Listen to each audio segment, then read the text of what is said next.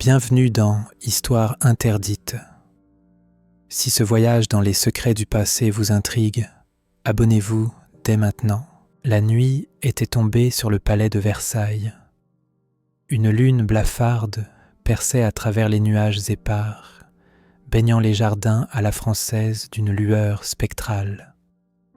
À l'intérieur des murs dorés, derrière les façades imposantes et majestueuses, un silence inquiétant régnait dans les couloirs déserts. Les courtisans s'étaient se retirer dans leurs appartements, et seuls quelques gardes assoupis montaient une veille relâchée. C'était l'heure où le château appartenait aux ombres et aux secrets.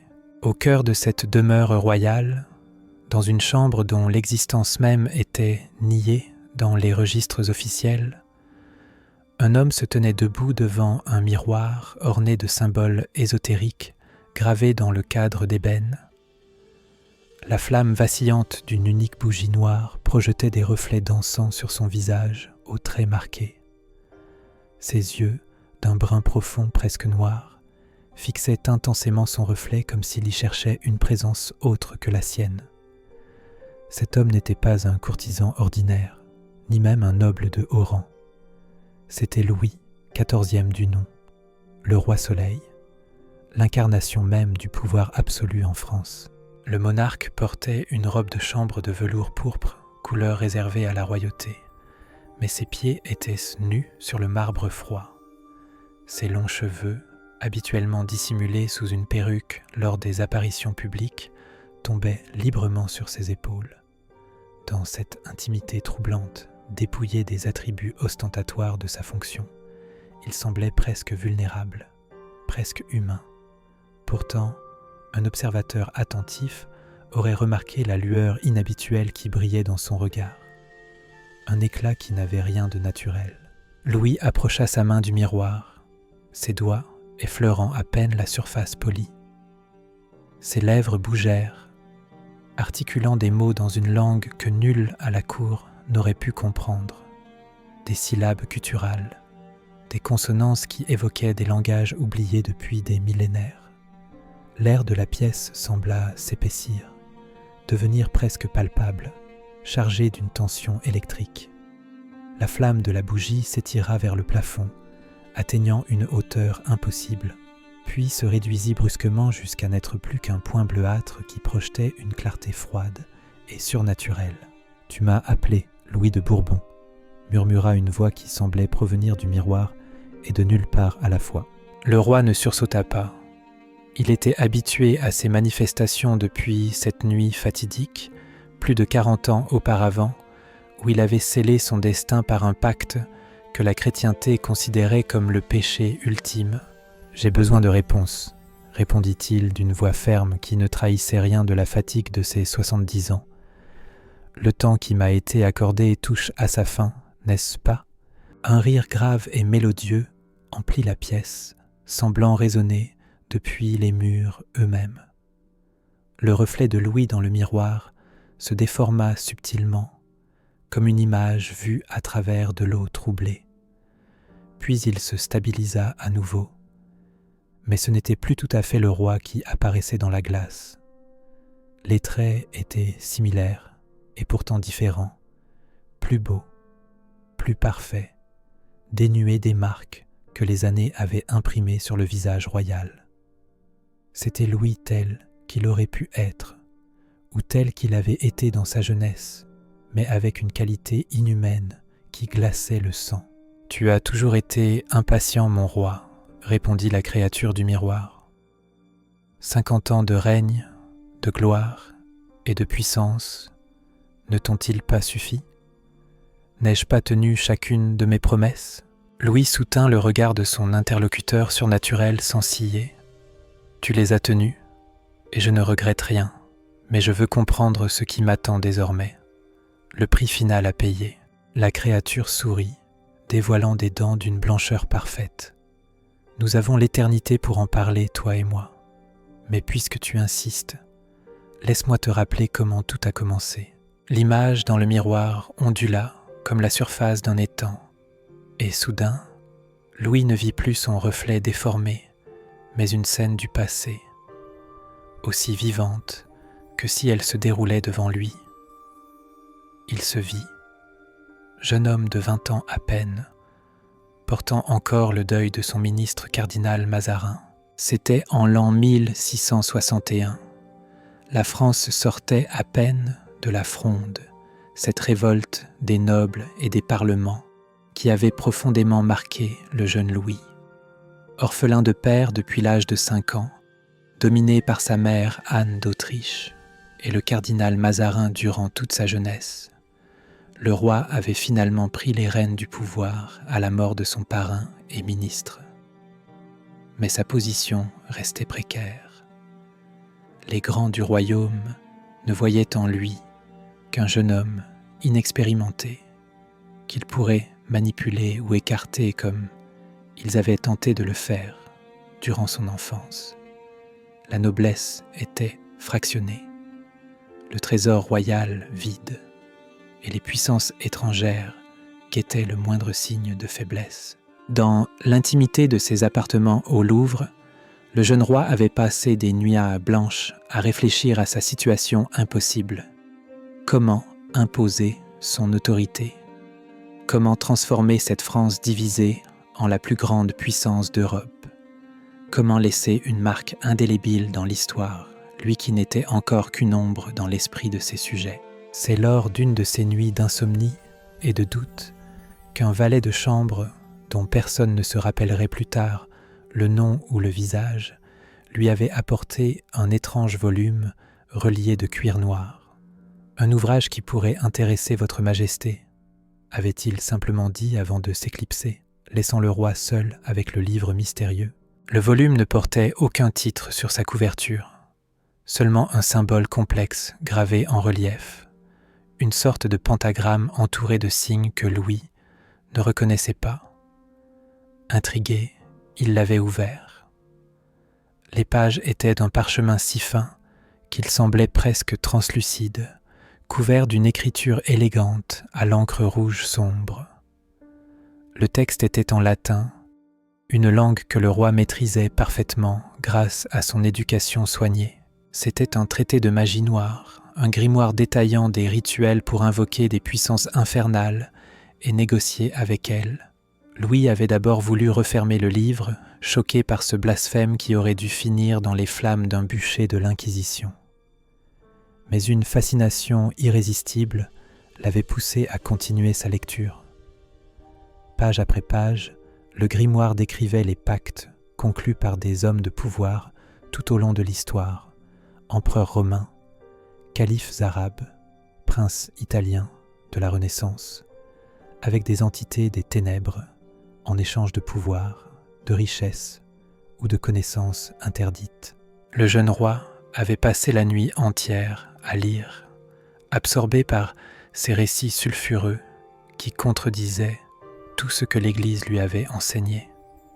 À l'aube, épuisé mais l'esprit en ébullition, il avait caché le livre dans un compartiment secret de son bureau et s'était efforcé d'oublier son existence.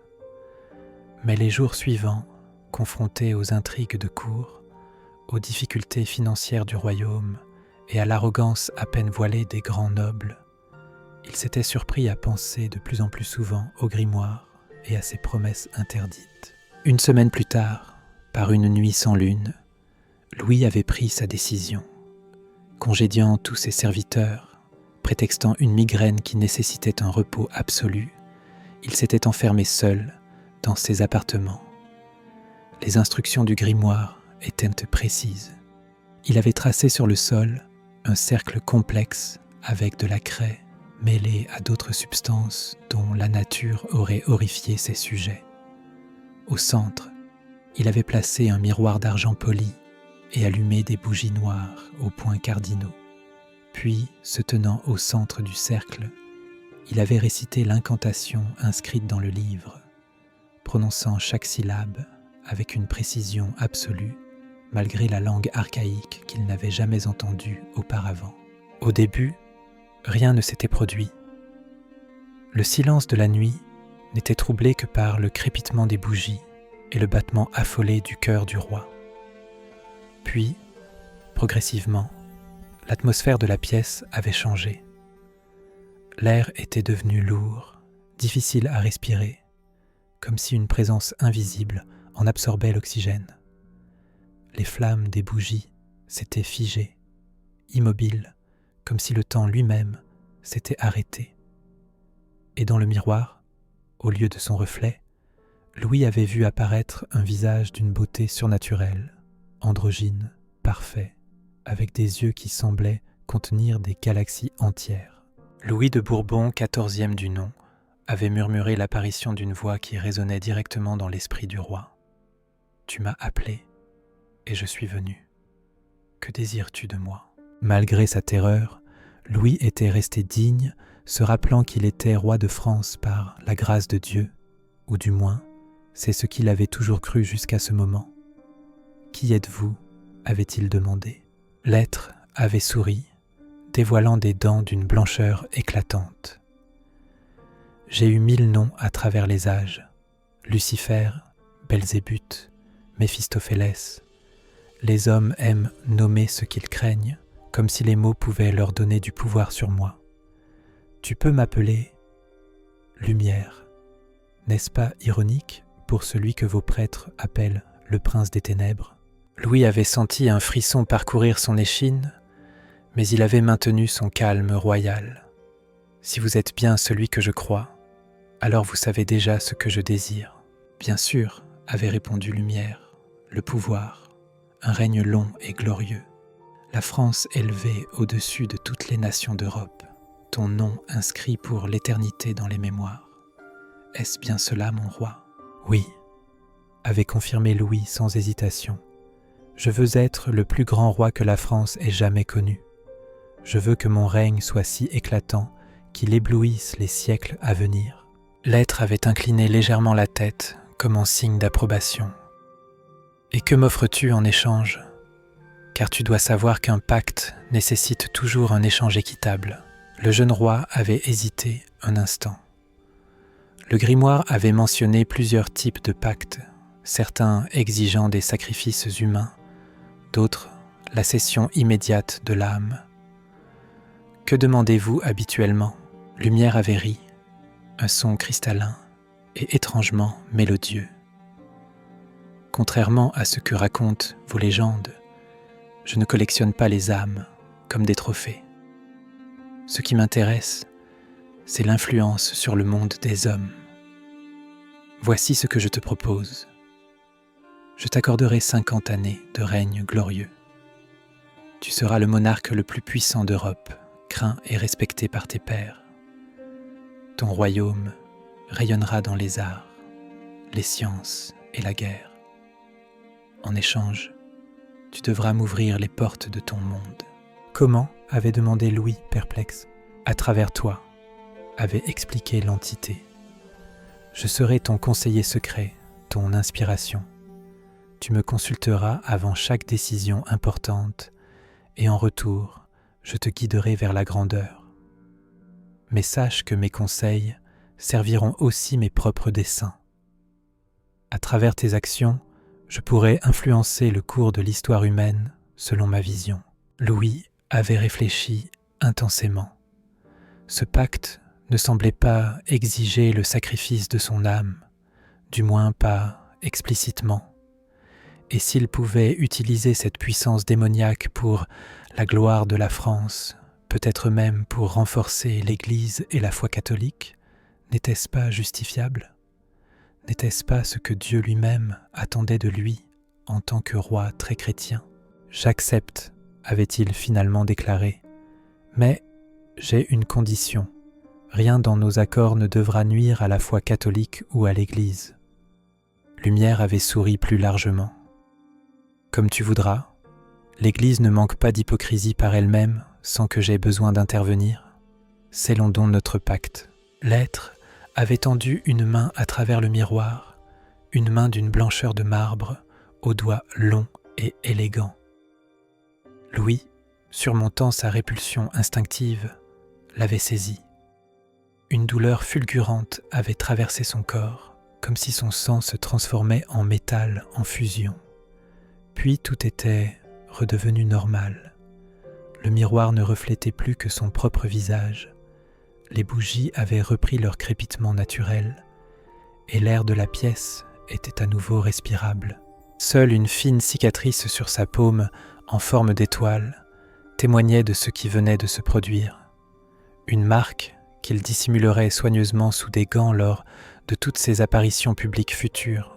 Dans la chambre secrète de Versailles, le vieux roi frissonna au souvenir de cette nuit qui avait changé le cours de sa vie et celui de la France. L'image dans le miroir se dissipa, redevenant le reflet déformé de l'entité qui se faisait appeler lumière. « Tu te souviens bien ?» constata la créature. « Cette nuit-là, tu étais si jeune, si plein d'ambition, et regarde ce que nous avons accompli ensemble. La France, de royaume divisé et affaibli, est devenue la première puissance d'Europe. Versailles, ce palais que nous avons conçu ensemble, est l'émerveillement du monde, copié par tous les souverains mais jamais égalé. Ton nom est synonyme de grandeur royale. N'est-ce pas exactement ce que tu désirais ?» Louis acquiesça lentement. « Oui, tu as tenu ta part du marché, je dois le reconnaître. Mais à quel prix ? Combien de guerres ai-je menées sur tes conseils ? Combien de vies sacrifiées pour bâtir ce palais qui n'est finalement qu'un monument à ma vanité ?» Le reflet rit à nouveau, d'un rire qui ressemblait au tintement de cristaux s'entrechoquant. « Voilà que tu deviens sentimental avec l'âge. Ces scrupules tardifs sont-ils dus à la peur de la mort qui approche ? Ou peut-être ton confesseur a-t-il réussi à réveiller ta conscience endormie ?» Le roi ne répondit pas immédiatement. Il se détourna du miroir et s'approcha de la fenêtre, contemplant les jardins baignés de lune. Ces jardins qu'il avait fait dessiner par le nôtre, ces bassins et ces fontaines qui avaient là coûté des fortunes et des vies, ces statues représentant des divinités païennes qui contredisaient la foi chrétienne qu'il prétendait défendre. « Je me demande parfois, dit-il enfin, si mes actions ont vraiment servi la France, ou seulement ta stratégie et mon orgueil. »« Les deux sont indissociables, répondit Lumière. Ta grandeur est celle de la France, et réciproquement. Quant à mes desseins, ils sont plus vastes que tu ne peux l'imaginer, s'étendant bien au-delà de ton règne et même de ton pays. Mais cela ne doit pas t'inquiéter, tu as obtenu ce que tu voulais. » Louis se retourna vers le miroir, son visage durci par une détermination nouvelle. « Tu ne m'as jamais dit quel serait le prix final. Qu'adviendra-t-il de mon âme après ma mort ?» La créature eut un geste évasif de la main. « Ton âme t'appartient toujours, Louis. Notre pacte ne concernait que ton règne terrestre. Quant à ton jugement dans l'au-delà, cela dépendra de celui qui prétend être mon adversaire. Mais si j'étais toi, je ne placerais pas trop d'espoir dans sa miséricorde. Les rois sont jugés plus sévèrement que les simples mortels. N'est-ce pas ce qu'enseignent vos écritures ? » Un silence pesant s'installa dans la pièce. Louis sentait le poids d'arrêt des années et des décisions passées peser sur ses épaules comme jamais auparavant.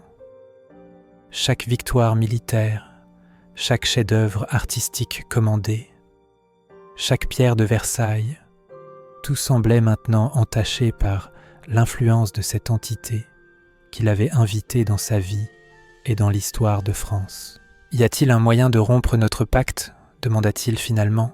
« De me libérer de ton influence avant ma mort ?» Le visage dans le miroir perdit son sourire et une lueur dangereuse brilla dans ses yeux inhumains. « Tu voudrais me trahir, Louis ? Après tout ce que j'ai fait pour toi ? Réfléchis bien avant de t'engager sur cette voie. Le prix de la trahison serait bien plus terrible que celui de la fidélité. » Le roi soutint le regard de la créature sans ciller. « Je ne parle pas de trahison, mais de rédemption. N'est-ce pas le fondement même de ma foi ? Que tout pécheur, même le plus grand, peut être pardonné s'il se repent sincèrement ?» Lumière émit un sifflement moqueur. La repentance. Comme c'est facile de demander pardon une fois que l'on a profité pleinement des fruits du péché. Crois-tu vraiment que ton Dieu sera dupe d'une conversion de dernière minute ? Et penses-tu pouvoir effacer d'un seul acte de contrition 50 années de règne façonnées par nos accords ? Non, admit Louis, mais je peux essayer de réparer une partie du mal que j'ai fait. Et comment comptes-tu t'y prendre ? Demanda la créature, visiblement amusée par cette idée. Le roi ne répondit pas immédiatement. Son regard se perdit dans la contemplation de la flamme bleuâtre de la bougie, qui projetait des ombres dansantes sur les murs de la chambre secrète. Puis, comme parvenant à une décision après un long débat intérieur, il redressa les épaules. « Je vais confesser, dit-il simplement, tout révéler à mon confesseur puis au monde, la vérité sur la source de mon pouvoir, sur notre pacte, sur ton influence dans chacune de mes décisions. » Pour la première fois, le visage de lumière dans le miroir sembla perdre son assurance souveraine. Une expression d'inquiétude, presque de peur, traversa ses traits parfaits. « Tu ne ferais pas cela, » murmura l'entité. « Tu serais déclaré hérétique, possédé. Ta mémoire serait à jamais ternie. Tout ce que nous avons construit s'écroulerait. La France elle-même pourrait sombrer dans le chaos après une telle révélation. » Louis sourit tristement. Peut-être est-ce le prix à payer pour ma rédemption, un sacrifice final pour le salut de mon âme. Tu bluffes, siffla la créature dont le visage commençait à se déformer, perdant sa beauté surhumaine pour révéler quelque chose de bien plus terrifiant en dessous. Tu ne renonceras jamais à ta gloire, à ton image de roi soleil. L'orgueil a toujours été ton péché cardinal, Louis de Bourbon. C'est ce qui t'a conduit à moi, et c'est ce qui te maintiendra dans mon emprise jusqu'à ton dernier souffle.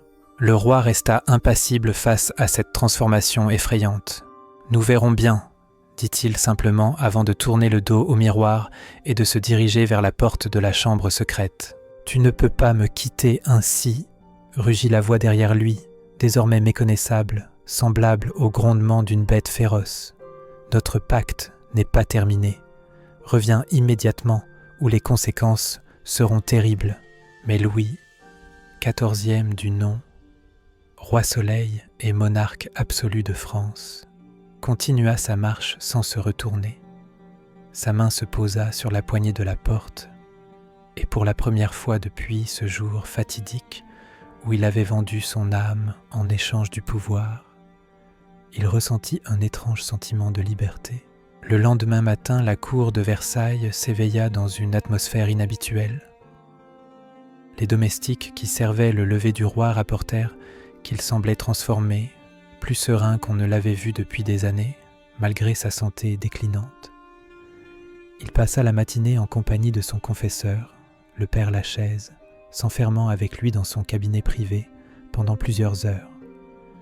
Nul ne sut jamais ce qui se dit exactement lors de cette confession exceptionnellement longue. Mais ceux qui virent le prêtre en sortir remarquèrent sa pâleur extrême et son air profondément troublé. Dans les jours qui suivirent, de subtils changements s'opérèrent dans la conduite du roi. Il ordonna l'arrêt immédiat des travaux d'agrandissement de Versailles qui épuisaient le trésor royal. Il reçut en audience privée les représentants des provinces les plus taxées, écoutant avec une attention nouvelle leurs doléances. Il fit même rappeler certains protestants exilés après la révocation de l'édit de Nantes, mesure qui avait pourtant été l'une des plus controversées de son règne. Ces actions déconcertèrent la cour, habituée à un monarque inflexible dans ses décisions et peu enclin à revenir sur ses politiques passées. Des rumeurs commencèrent à circuler dans les couloirs de Versailles. On murmurait que le roi, sentant sa fin approcher, cherchait à se racheter de ses péchés. D'autres, plus proches des cercles ésotériques qui avaient toujours existé discrètement à la cour de France, suggéraient des explications plus troublantes.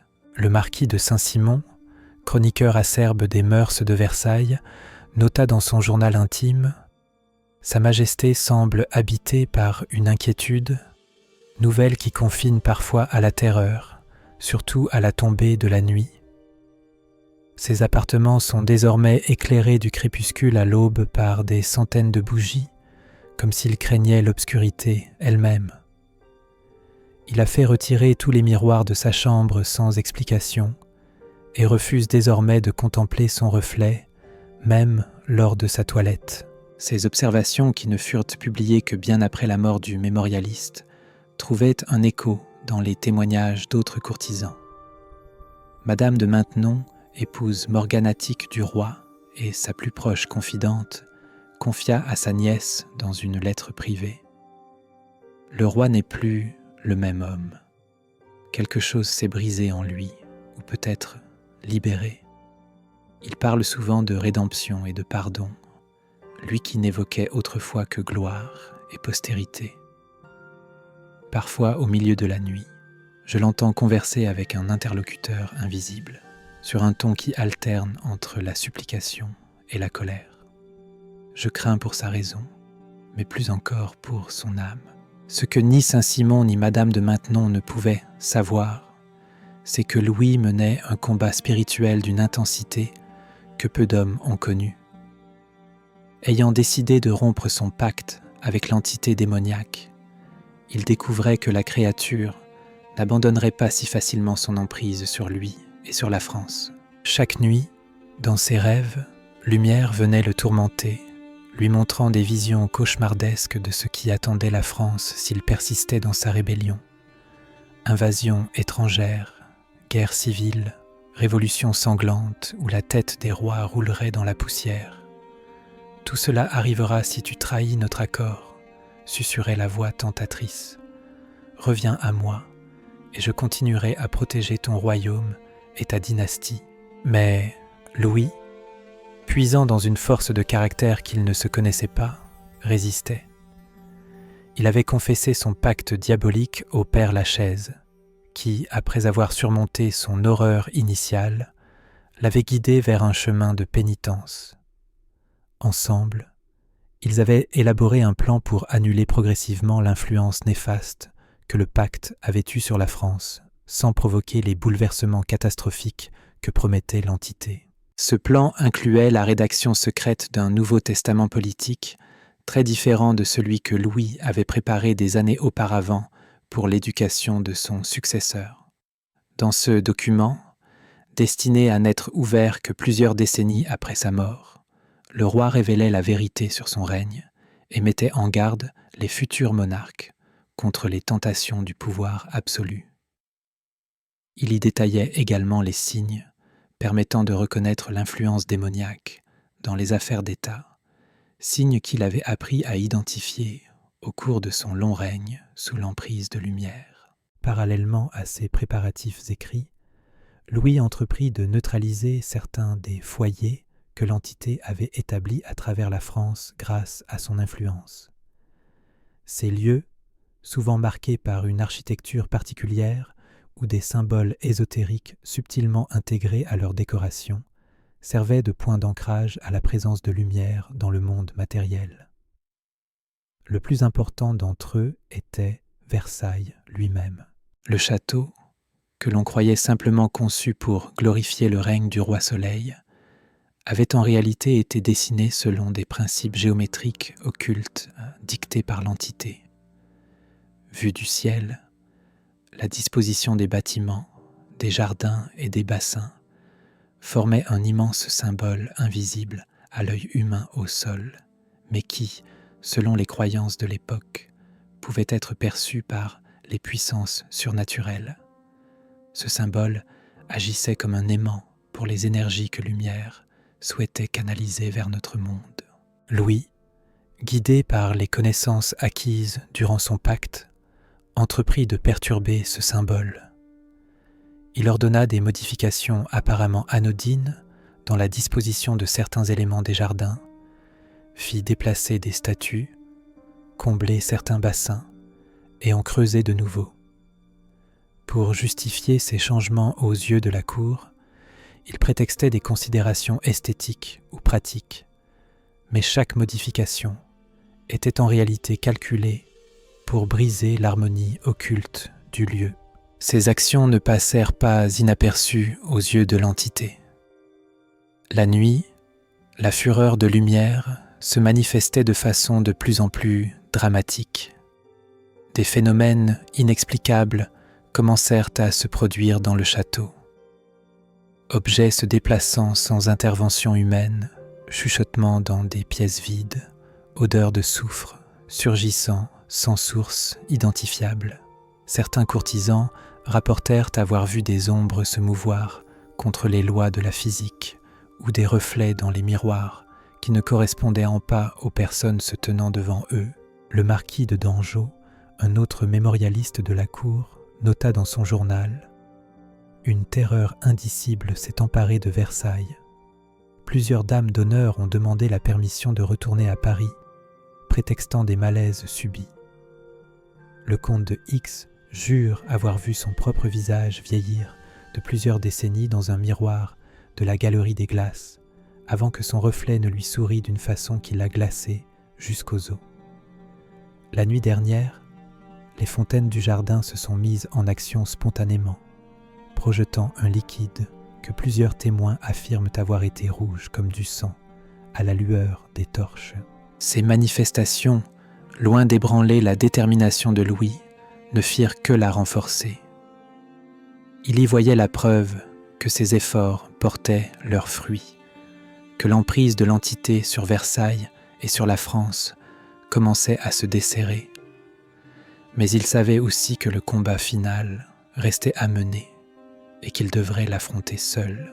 Cette confrontation eut lieu par une nuit d'orage, alors que des éclairs zébraient le ciel au-dessus de Versailles, illuminant par intermittence les jardins déserts et les façades imposantes du palais. Le tonnerre grondait comme la colère d'un dieu ancien, et la pluie battante formait un rideau presque opaque devant les fenêtres. Louis, vêtu d'une simple chemise de nuit, ses cheveux blancs libres sur ses épaules, se tenait à nouveau dans la chambre secrète. Cette fois, il n'était pas venu répondre à l'appel de l'entité, mais pour l'affronter de sa propre initiative. Dans sa main droite, il tenait un crucifix en or que le pape lui avait offert des décennies plus tôt, et dans sa gauche, un petit flacon contenant de l'eau bénite. À son cou pendait une médaille de Saint-Michel, terrassant le dragon, patron traditionnel de la France et protecteur contre les forces démoniaques. Le roi s'approcha du miroir ésotérique qui avait si longtemps servi de portail entre son monde et celui de lumière. Sa surface ne reflétait pour l'instant que la pièce faiblement éclairée et la silhouette âgée du monarque. Louis prit une profonde inspiration, rassemblant tout son courage pour ce qu'il savait être peut-être son dernier combat. « Lumière !» appela-t-il d'une voix forte qui contrastait avec son apparence fragile. « Montre-toi. Je sais que tu m'observes. Je sais que tu sens ce que je m'apprête à faire. » Le miroir resta inerte pendant quelques instants, puis sa surface commença à onduler, comme de l'eau troublée. Un visage apparut progressivement, non plus la créature d'une beauté surhumaine qui s'était présentée à lui pendant des décennies, mais une entité aux traits distordus par la rage, à peine reconnaissable. « Tu as osé !» siffla la créature d'une voix qui semblait provenir des profondeurs de la terre. « Tu as osé perturber mes ancrages, défaire mon œuvre, trahir notre pacte. Sais-tu ce que cela signifie, Louis de Bourbon? Sais-tu ce qui t'attend désormais ?» Le roi ne se laissa pas intimider. « Je le sais parfaitement.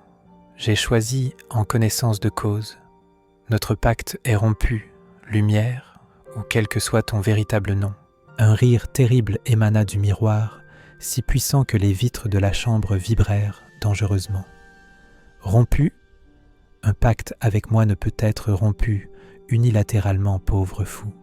Il perdure jusqu'à ce que j'en décide autrement, ou jusqu'à ce que les termes convenus soient pleinement accomplis. Tu te trompes, répondit Louis avec une assurance tranquille. J'ai étudié les anciens textes, les véritables grimoires, pas seulement celui que tu as fait placer entre mes mains pour me piéger. j'ai découvert qu'un pacte démoniaque peut être annulé si celui qui l'a conclu reconnaît pleinement sa faute, se repent sincèrement et défait activement ce que le pacte a engendré. L'expression de l'entité se fit plus menaçante encore. Et tu crois avoir fait tout cela ? Ta repentance arrive bien tard, après que tu as profité pendant un demi-siècle des avantages que je t'ai procurés. Quant à défaire notre œuvre, quelques modifications dans tes jardins et quelques édits de clémence ne suffiront pas à effacer l'empreinte que j'ai laissée sur ton règne et sur la France. Ce n'est qu'un début, affirma Louis. J'ai préparé le terrain pour que, même après ma mort, ton influence continue de s'affaiblir. Mon testament secret sera découvert au moment opportun. Les symboles que tu as fait dissimuler dans l'architecture de mes palais et de mes églises seront altérés ou détruits par ceux qui recevront mes instructions. Ton emprise sur la France s'éteindra comme une chandelle privée d'oxygène. Pour la première fois, une lueur d'inquiétude traversa le regard inhumain de la créature. « Tu ne peux pas faire cela, » murmura-t-elle. « Tu n'as pas le pouvoir de me bannir de ce monde. Je suis ici depuis la nuit des temps, bien avant ta naissance, bien avant même que ton insignifiant royaume n'existe. Peut-être, concéda le roi, mais je peux te priver des portes que tu as ouvertes à travers moi.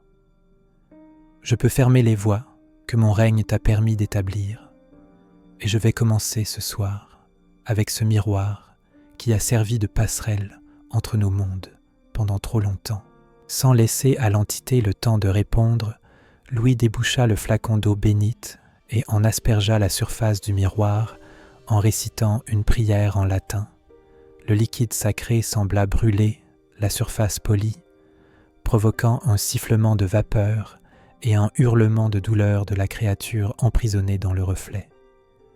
Le visage de lumière se tordit en une expression de souffrance et de haine pure. « Tu le regretteras », rugit l'entité, tandis que son image commençait à se dissoudre dans le miroir. « Ta lignée le paiera, la France tout entière subira ma vengeance.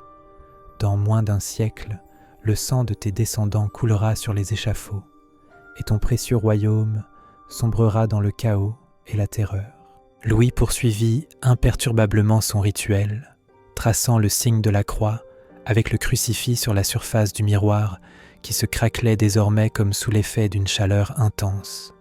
« Tes menaces sont vaines, » répondit-il calmement. « Ce qui doit arriver arrivera, selon la volonté de Dieu et non la tienne. Je remets mon âme et celle de la France entre ses mains, pas les tiennes. » Un dernier hurlement de rage retentit, si puissant que le miroir explosa en 1000 fragments qui se dispersèrent à travers la pièce. Louis se protégea le visage de son bras, recevant néanmoins quelques coupures aux mains et au front. Lorsqu'il abaissa son bras, la chambre était plongée dans un silence surnaturel. Même le grondement de l'orage au dehors semblait s'être tu, comme si le monde entier retenait son souffle. Le roi contempla les débris du miroir éparpillés sur le sol. Dans chaque fragment, il pouvait voir un reflet différent, non pas de la pièce où il se trouvait, mais de lieux et d'époques variées. Dans l'un, il aperçut un Paris futur qu'il ne reconnaissait pas, avec d'étranges véhicules sans chevaux et des tours de verre et d'acier montant jusqu'aux nuages. Dans un autre, il vit une foule en colère devant ce qui semblait être un palais, brandissant des drapeaux tricolores qu'il n'avait jamais vus auparavant. Dans un troisième, plus troublant encore, il distingua une scène d'exécution, avec une machine effrayante à lame triangulaire s'abattant sur le cou d'un homme qui ressemblait étrangement à son arrière-petit-fils. Ces visions étaient-elles les dernières menaces de lumière, des illusions envoyées pour l'effrayer? Ou s'agissait-il d'aperçus véritables du futur, de ce qui attendait la France après son règne?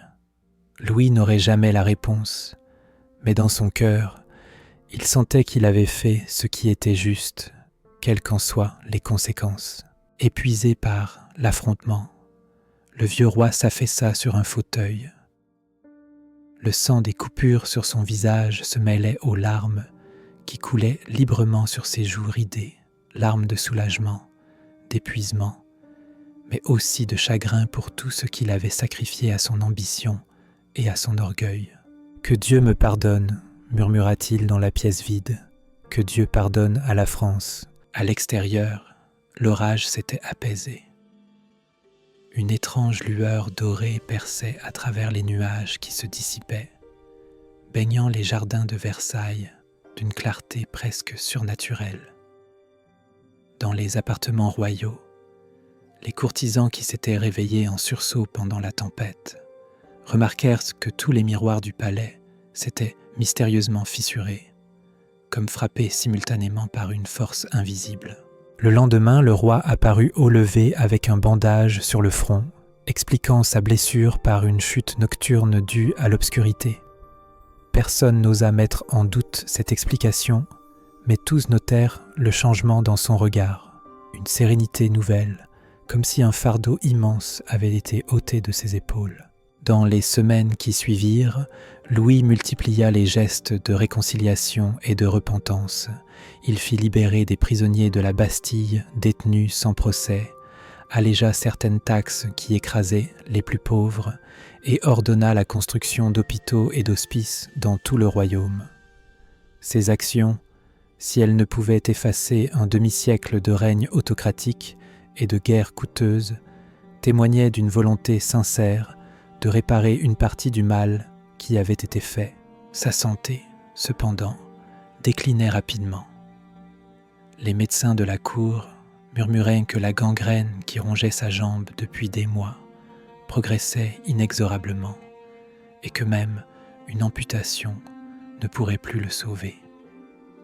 Louis acceptait cette perspective avec une tranquillité qui surprenait son entourage, lui qui avait toujours manifesté une peur intense de la maladie et de la mort.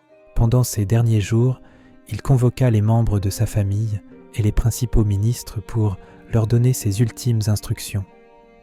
À son arrière-petit-fils, le futur Louis XV, alors âgé de 5 ans, il aurait dit ces paroles énigmatiques rapportées par un témoin. « Méfie-toi des miroirs, mon enfant, n'y regarde jamais trop longtemps, et ne crois pas tout ce qu'ils te montrent. Parfois, ce qui nous observe depuis l'autre côté n'est pas notre simple reflet. » Le 1er septembre 1715, après 72 ans de vie et 54 ans de règne, Louis XIV rendit son dernier souffle.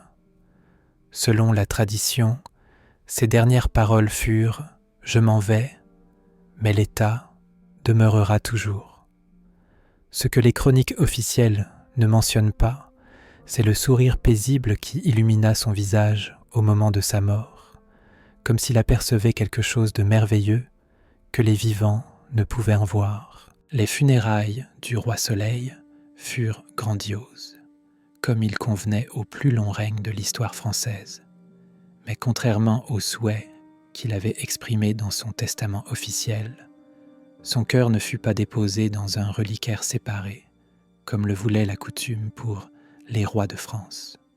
Sur les instructions secrètes qu'il avait données au père Lachaise peu avant sa mort, l'organe fut incinéré et ses cendres dispersées dans les jardins de Versailles, un geste symbolique visant à purifier définitivement les lieux de l'influence néfaste qui les avait imprégnés pendant si longtemps. Le testament politique secret que Louis avait rédigé pour mettre en garde les générations futures contre les dangers du pacte démoniaque ne fut jamais trouvé, du moins pas officiellement. Certains historiens suggèrent qu'il aurait été découvert par Louis XV ou Louis XVI, mais délibérément détruit car trop compromettant pour la mémoire du grand roi et pour la légitimité même de la monarchie française. D'autres avancent qu'il pourrait toujours exister, caché dans quelque archive secrète du Vatican ou dans une collection privée, attendant d'être révélé au monde. Quant à l'entité connue sous le nom de Lumière, Son sort, après la destruction du miroir, reste un mystère. Certains occultistes affirment qu'elle aurait trouvé d'autres voies pour influencer l'histoire de France et de l'Europe, peut-être à travers d'autres pactes avec des personnages puissants. Ils voient son empreinte dans les événements troublés qui suivirent le règne de Louis XIV, la Révolution française, la Terreur, l'ascension fulgurante de Napoléon Bonaparte, personnage presque surnaturel par certains aspects de sa carrière. D'autres soutiennent que le rituel accompli par le roi mourant aurait véritablement affaibli l'entité, la confinant temporairement dans les limbes entre les mondes. Selon cette théorie, les bouleversements qui secouèrent la France dans les décennies suivantes ne seraient pas tant l'œuvre directe de lumière que les conséquences inévitables d'un système politique et social corrompu dès sa fondation par l'influence démoniaque. La vérité sur le pacte de Louis XIV avec les forces des ténèbres ne sera probablement jamais établie avec certitude.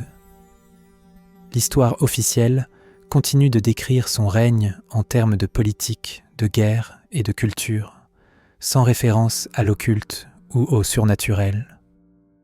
Pourtant, les rumeurs et les légendes persistent, alimentées par certains détails troublants qui échappent aux explications rationnelles. Comment expliquer, par exemple, que tous les portraits officiels du roi Soleil le montrent invariablement portant des gants, même dans des situations où cette tenue n'était pas coutumière?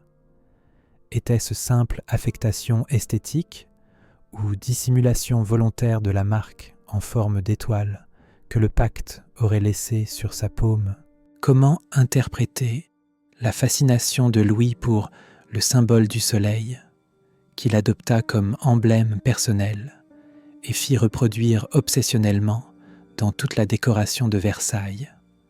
Simple métaphore du pouvoir royal ou référence codée à Lucifer, le porteur de lumière de la tradition biblique?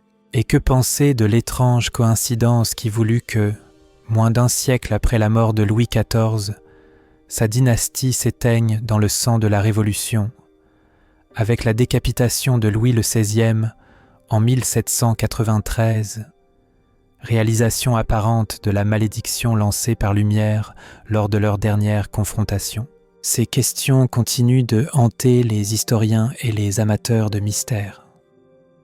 Dans les recoins obscurs de Versailles, certains visiteurs affirment encore percevoir, à la tombée de la nuit, une présence inexplicable, comme si quelque chose ou quelqu'un les observait depuis les miroirs anciens qui ornent les galeries. D'autres rapportent avoir aperçu, du coin de l'œil, la silhouette d'un homme en perruque et habit d'époque qui disparaît dès qu'on tente de le regarder directement. Est-ce l'esprit tourmenté de Louis XIV, condamné à hanter éternellement le palais qu'il a fait construire sous l'influence démoniaque? Ou est-ce Lumière elle-même, emprisonnée dans les miroirs de Versailles, mais toujours à l'affût d'une âme imprudente à tenter? Le mystère demeure, comme un écho lointain de cette nuit d'orage où un roi, vieillissant, affronta les conséquences de son pacte infernal.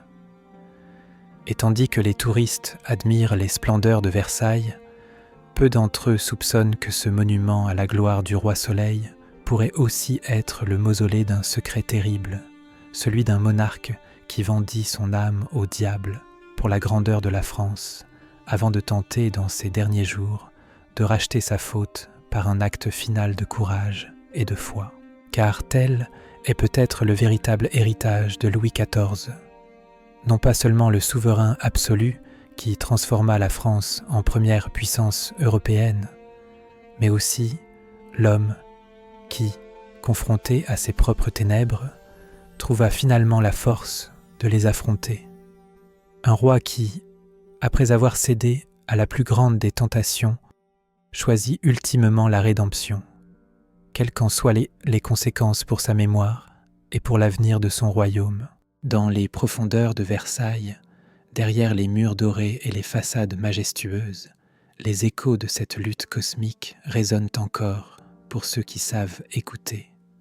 Et parfois, quand le soleil se couche sur les jardins conçus pour glorifier un pacte démoniaque, ses derniers rayons illuminent les bassins et les statues d'une lueur étrangement rougeâtre, comme si l'astre lui-même se souvenait du roi qui porta son nom et du prix terrible qu'il dut payer pour sa lumière empruntée.